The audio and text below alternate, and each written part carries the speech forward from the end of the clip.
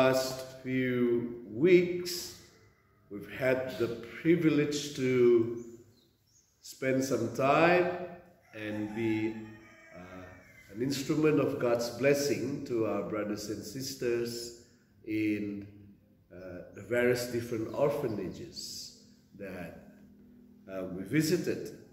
And if you're like me, you'll feel also much more blessed just by being around them. It somehow exudes this littleness before God. The little people that seem to be in need of your help. They're helpless. They can't quite find all the things that they need yet, maybe. We don't know. But that's what I imagined God saying, when He said, "Bless you, Father, Lord of heaven and earth, for hiding things from the learned and clever one," perhaps someone like me, but revealing them to these little children. And you see how easy it is to please them just by small gifts, and they are already over the moon. They feel like God loves them. And on the other hand, it's very hard to please people who are, full of themselves, like what we hear in the story of the nation Assyria.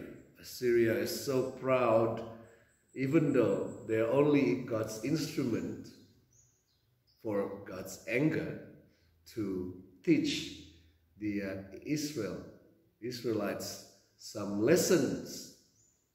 So, what does it mean to be small before God? I think small, S-M-A-L-L, right?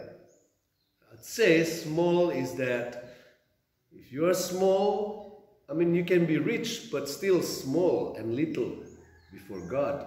You can be also poor, but full of yourself. How bad that would be.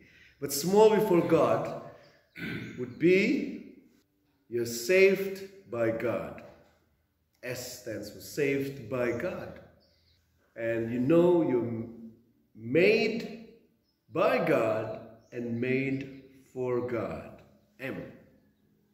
A is you see the action of God in your life. L is you are loved by God. Lastly, L, last but not least, you give your life to God.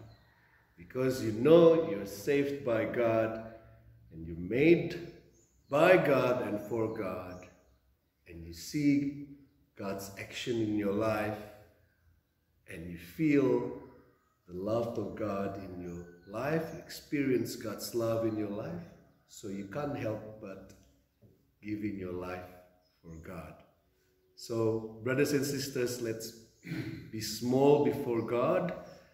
Let's open our hearts to see how the saving action of God's life in our life